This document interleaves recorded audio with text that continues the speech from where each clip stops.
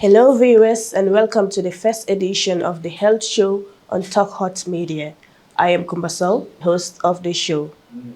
Every health professional in this country has an important role in improving the healthcare system of our nation and also improving the well-being of our people. What can we do about the fact that the Gambia's population is small but lives in a poorer health condition? It is of high concern that our people live in long-term conditions that could have been prevented and reducing the demand in the healthcare system. Healthcare members are believed to be the most trusted members of our communities. A lot of people are scared of coming to the hospital. Lee Hunt once said that the groundwork of all happiness is good health. Health is an important part of our livelihood. With good health, man is capable of doing anything. I am Kumbaso. Please join me on Talk Hot Media to set light on our health problems and find solutions to them. This show will explore our health problems in our society and also presenting specialists who have wide knowledge about health to help and direct you through the course of this show. So you can afford to miss this educative show because your health should be your utmost priority. Kindly like and subscribe to our YouTube channel and please do not forget to follow us on Facebook and Instagram. Thank you. I have two guests today from the Health Star Association, the Gambia. Dr. Lamin Sora and Usman Demba. You're welcome to the Health Show. Dr. Lamin Sora. Thank you for inviting me. I really appreciate it. My name is Dr. Lamin Sora. I'm from Health Star. So we are very happy to be here today. Yeah, thank you. Okay. And Usman Demba? Yes, just like you mentioned, my name is Usman Demba. I am a nurse working with Edward Francis Small Teaching Hospital. Also a member of the Health Staff Assistant Public Relation Officer. Okay. Yes, thank you for having us today. And you're welcome. So to begin with, we are aware that this is October and it's the Breast Cancer Awareness Month. So to strengthen this awareness, I would love to have you people talk to us about what breast cancer really means. Okay, thank you very much. Breast cancer is, if you look at globally, is the second most common cancer in the world. Skin cancer and lung cancer. So breast cancer in Gambia also is trending right now. Though it's not the most common cancer because the most common cancer is cervical cancer. Okay. But we also have breast cancer trending. So it's something that is really worrying and is affecting a lot of women in our society. Basically, breast cancer is like when the cancer cells, like breast cells, when they grow abnormally. Okay. So there is a division that they do. Normal cells, they do a normal division. But when there is a cancer in them, the division becomes abnormal. So basically, that's what causes breast cancer. Oh, okay. Thank you. Simple introduction for the outsiders to also understand. Oh, okay. So, Osman, let's briefly talk about the damages cancer causes in the breast. Just like what my boss here was saying. Okay. Because of the normal cell division in our body, like whenever that is mutated or whenever that has been tampered with, that is what bring abnormal growth of our cells. So when there is abnormal growth of cells, that is what brings cancerous cells in body. So depending on where in your breast the cancer is found, that's where they term like cancer of this and breast cancer of this and breast cancer of that. But basically, whenever your normal cell growth is tampered with, actually the damages will eventually come because it breaks down the normal physiological aspect of a living cell. So when that is tampered with, eventually your body functions, be it in the breast, how they should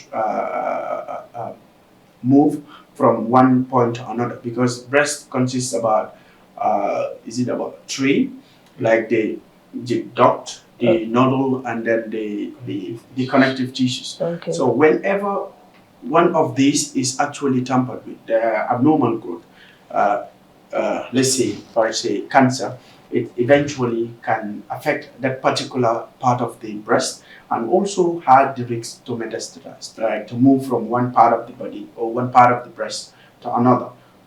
Yes. So let me just add on a few things. Basically, it causes a lot of damage in our system Okay. because if breast cancer cells are not detected early, it can spread to other neighboring organs, like can go to the bones, to the livers, to the kidneys, and causes damage. So basically, if it is detected Okay. at an early stage, it can be taken care of, or else it can damage so many tissues and it can predispose you to so many things which can cause that eventually. And Okay. again, too, when there is cancer in anywhere in your body, it does not actually affect only that part. It can transcend to, or can actually transcribe to you having tiredness in your body, like loss of hair, Okay. like weaknesses all over, and then swelling, and all of it's not actually the part of the body that has been affected, but it can the causes can radiate to so many parts of the body. All right. Just like you said, you mentioned some of the parts in the breast. So which of these parts is easily to get breast cancer?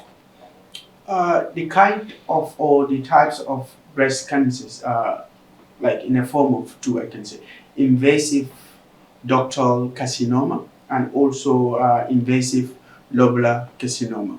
So depending on which side the cancerous cells are found, that is what they will say. This is actually, I'm not sure I know the actually one of the, between these two, which one is more prevalent in terms Really, of. the problem is, you are taking to the society. Most of them will not understand your medical That's so you right. have to make it a very simple so they will understand. Basically, it is more prone to the left side of the breast. And also, the breast basically is built up of three parts. You have the lobular, you have the connective tissues, and the ductal. So Okay. the lobulars is mostly where they normally, because that's the milk region. That's where the milk is normally produced, and this one, the ductals is the one that move the milks to other parts. And you have also the lymphatic system whereby when it is spreading, it's spread through the blood vessels to the lymphatics where the cancerous becomes spread.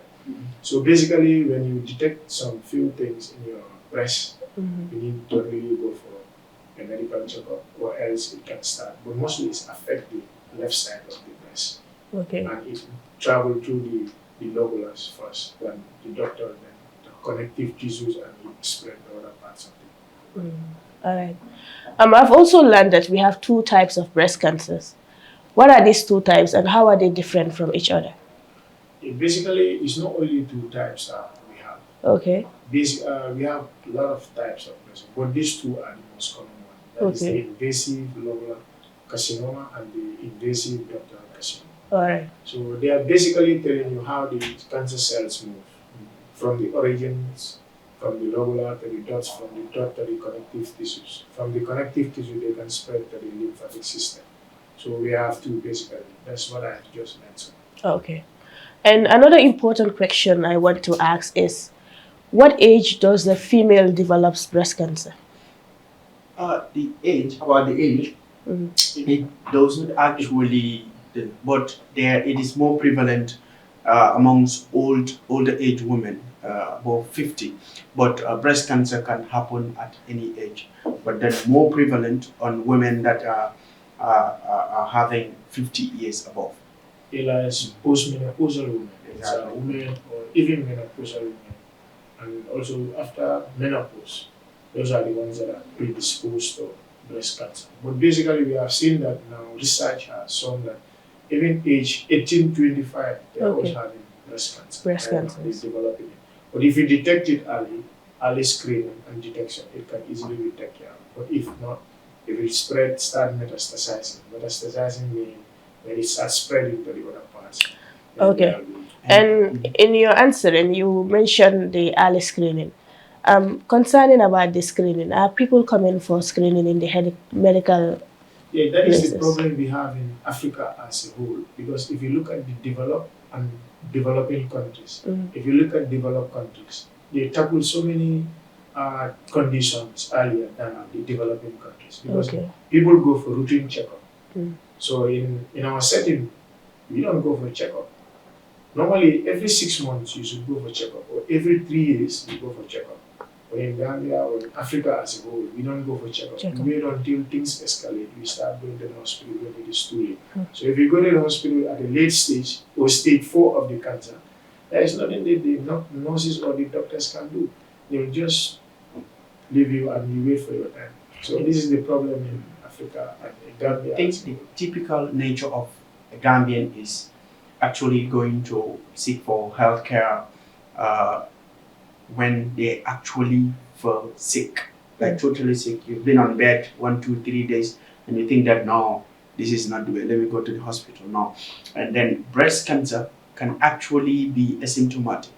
People have to understand that it's not necessarily you have to show symptoms to show that you have breast cancer or not. And the only way that can be detected is when you go for early medical checkups and you do some regular medical checkups too. You cannot be sitting at home and you said you can diagnose yourself of having breast cancer. You can only know that when you go to screenings. In the Gambia here, we have hospitals that you know that they can offer the services for breast cancer screening. Currently, even Medicare and collaboration with USFIP, they do the breast cancer screening for free. You have doctors, there are specialists that can help you screen and know whether you have this cancer or not. So we don't have to typically be backwarded in terms of seeking for healthcare. Like it does not have to be business as usual. Our grannies, mothers have not been going to the hospital, so we can follow their footsteps. That could bring so many things that, because nowadays people are predisposed to so many things that our grannies were not. That is why when you go back in ages, like our grannies were not having this hypertension, diabetes, but now those things are very many because of things that we eat, our lifestyles, and so many things. And technology. So could cancer also be part of the things that we do normally, Obviously. like the food and? Yeah, that's why what we say. That's why risk factors. Because nowadays, if you look at the society as a whole, young people, the youths, we are predisposed to so many things like smoking, taking alcohol, obesity, lifestyle, radiation in the sense that if you are always exposing to X-ray machines, these are radioactive elements that can penetrate and later you can cause cancer. So many things that we are predisposed. All these genetic modified foods, even the foods we are eating, most of them are chemicalized, and we don't do exercise, regular exercise. So exercise is very important. Exercise is very, very, very important in terms of not only for breast cancer or any other type of cancer, but your general health condition is actually very good. If you look at your society now, I can say a lot of people do not do exercise. If you're going for exercise, you'll be like, this guy is wasting his time. They don't know. That's why in developed countries, they have a time that they have to go for exercise, they have to go for work. If you start doing that, you are burning calories. You are burning toxins that are in the system that can cause so many damages. So exercise really helps. And I think media people like you and your company have the responsibility to create more awareness in terms of, you can use your health platform to make more sensitization based on that. And also you can able to reach as many people as possible and let people know that health is expensive. You cannot wait until you are very, very sick and that you are in terminal state. People cannot do anything about it. I understand that sickness and death are two different things, but then you don't have to wait solely the moment that you are totally off. You said you are going to seek for healthcare. That is not possible. So with regards to breast cancer, I think I would implore more ladies, since they are more predisposed to having cancer than men. Men can have it. So ladies being like on the much more side to have breast cancer. So how do you tell like this person is having breast cancer? Like what are the signs? Okay, so the signs and symptoms can vary. Okay. You understand? And just like what I said, you can be equally asymptomatic, like not having any symptom or not showing any symptoms. Mm-hmm. But the most profound symptoms that you can find with breast cancer patients or people can detect whilst you have breast cancer is when you have a dense breast, like a breast that you know that is very dense, heavy, and then you find some lump inside, like you can feel it. So this is one of the signs and symptoms, and also very painful and swelling breast. Your breast, like you understand that this one is actual, though normal breast can actually vary in size, like your true breast. But then actually when you find an abnormal increase in size or swelling in your breast, or it's very painful, you have to suspect that something is actually happening, even if it is not breast cancer. But you need to understand that there is abnormalities inside that I need to go and seek for healthcare. So and also reddish symptoms at the nipple side. So when you find out that is there, those are kind of signs that says or that can tell you that breast can probably breast cancer or something else. We'll stop here for now and go for a short break. We'll be back. All new at 5, about 1 in 8 women will be diagnosed with breast cancer in their lifetime. And African-American women are more likely to die of breast cancer than white women. ABC Action News in-depth reporter Anthony Hill is uncovering why this disparity exists and what's being done to save more black women's lives. We don't all experience breast cancer the same way. Breast cancer is the leading cause of cancer death among black women. According to the American Cancer Society, African-American women are 40% more likely to die of breast cancer than white women and twice as likely to die if they're over 50. And this is a huge public health issue. And I was devastated because no one wants to hear cancer. Because when you hear that, you always think death. I was diagnosed in May of 2007. Tiffany Lott is a breast cancer survivor. I found it by a self-examination. She was just 38 years old with 2 young children when she was diagnosed. Though she had to go through several rounds of chemo and radiation, she says her faith and her family got her through. When should women start to get mammograms? Starting at age 40 and going up is usually when most women would begin routine mammographic screening. He also says if breast cancer is in your family, you should start getting screenings at an age 10 years younger than the youngest relative to be diagnosed with breast cancer.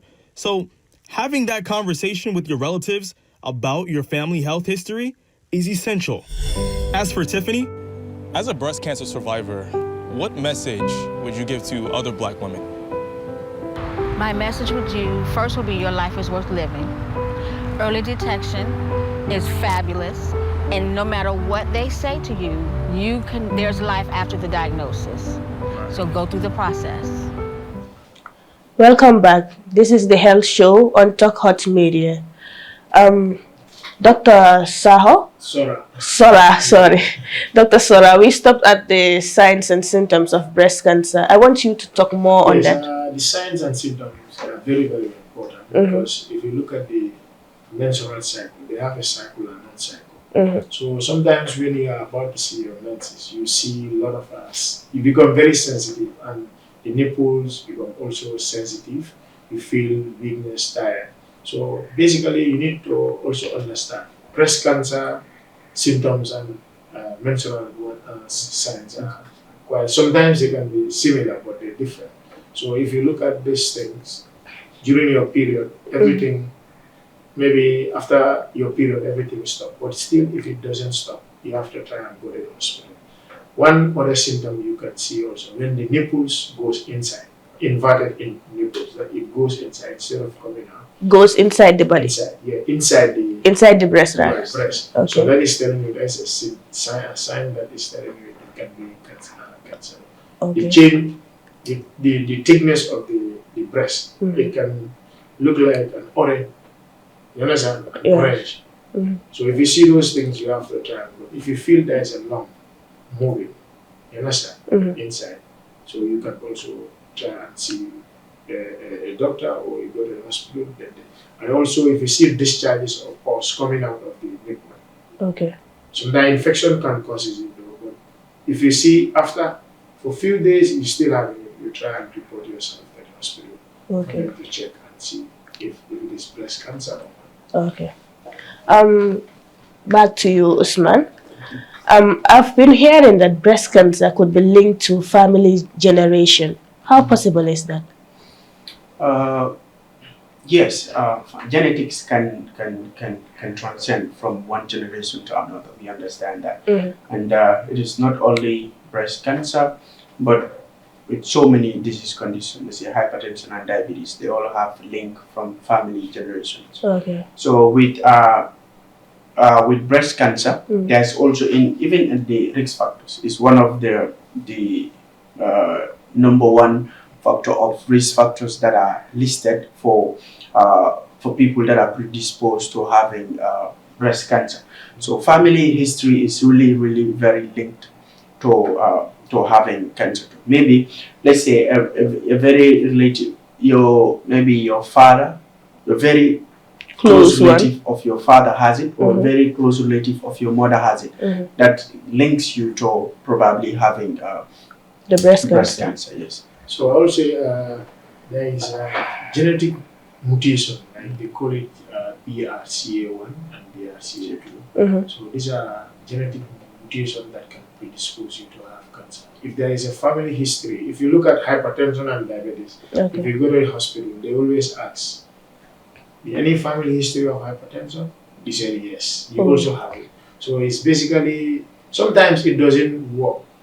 Sometimes you can have a cancer in the family, none of the family members have it. It's just individually, because if you are predisposed to certain things, for instance, if you have high blood pressure, so now you are very careful of what you eat, you understand, because your grandma or your mom have it, you understand. So some of the predisposing factors, you avoid those things that can really help you. So the same thing applies to cancers also. If you have a family members that have a cancer, you can have it, others cannot have it, depending on how you are predisposed to those risk factors. And at what speed does the cancer spread in the breast? Yes, cancers, sometimes you will be, cancer sometimes they don't even cause, they become painless. You not even feel pain. Especially when they started spreading, metastasize, like spread to the memory. You not feel pain. They will just be invading the cells and spreading. You will just not detect it. That's why routine checkup is very good. If you don't go for routine checkup, sometimes you not feel that you even have a cancer. If you go already, the cancer has spread from 0 to stage 4. When it reaches stage 4, there is nothing they can do. So when it reaches stage 4, it's not curable? No curable. You will only wait for time to die. That is serious. That's why it's very good it's very good to go for routine checkup. So if they detect it benign, there's a difference between it's called benign and malignancy. So when it is benign, it is a very it's not yet cancer. So you can just remove the cancer cells. So before it reaches at stage 4, for how long would one be there to treat the cancer? It depends on the level and speed that the cancer is. So it can only be checked by oncology specialists that can know how the speed cancer. There are certain cancers they wait for 6 months. After 6 months you die. Wow. Some cancers can take you for a few days, some can take you for months, years, then you are with the cancer. But some cancers 6 months, after 6 months you will die. And I think one thing that that has to do with the speeding or the speed nature of whether your cancer will go first to stage 1, 2, 3 to 4. I think it has to do with your immune system. When your immune system is tampered with, even malaria can kill you faster, or even something as low as or as small as UTI can actually affect you more. So I think a little bit has to do with your immune system. If your immune system is strong, your body can fight a little bit of it, but then it has to be accompanied by the drugs, the chemotherapy, the surgery, and everything that comes with it. Like people with HIV/AIDS, because the immune system is compromised. Compromised in the sense that the antibodies, they are very weak, so the immune system are suppressed. So these are things that when something enters in your body, they can just spread faster and they can kill you faster also. But cancer is also trending in our society. especially cervical cancer, is killing a lot of women in our society. So early screening and detection is a very, very important thing. And reporting to the hospital at the right time is very also important. Check up. Just like you said, cancer is trending in our society.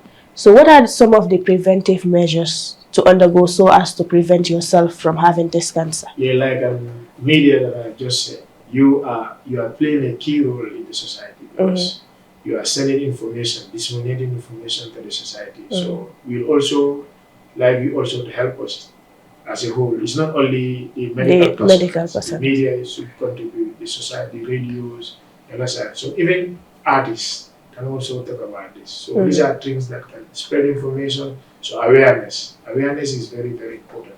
If people are aware of some of these things, they can easily go to the hospital. But if there is no awareness, you don't know whether you have this cancer or you don't know how to go about it, or if you have a cancer, where you should go. So if these things are not spread to the society, it's a problem. And to add what he said, there is something that is modifiable risk factors and non-modifiable risk factors. Modifiable as in in relation to things that you can control yourself, because it has to do with yourself, putting yourself there. So let's say that something that has to do with use of alcohol, you know, it has to be from you go anywhere buy alcohol and drink. So even if you have to drink alcohol, make sure that it is in moderate drinking. You do some moderate drinking, probably it lowers your risk of having breast cancer. And also being active, like physically active.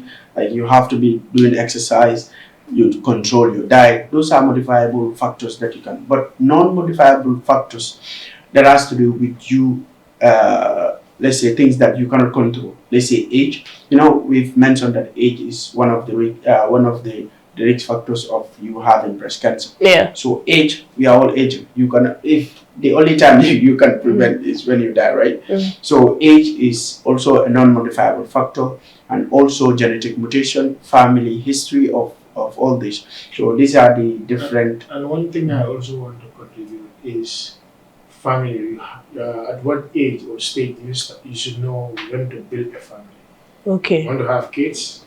Having kids in the 20s and 30s, but going 30 towards 40, sometimes it can predispose you, because by then the cancer cells can go. So having kids at a longer age, like 20 something, early 30 is better than from 35 or so. It can also, or women that are not married.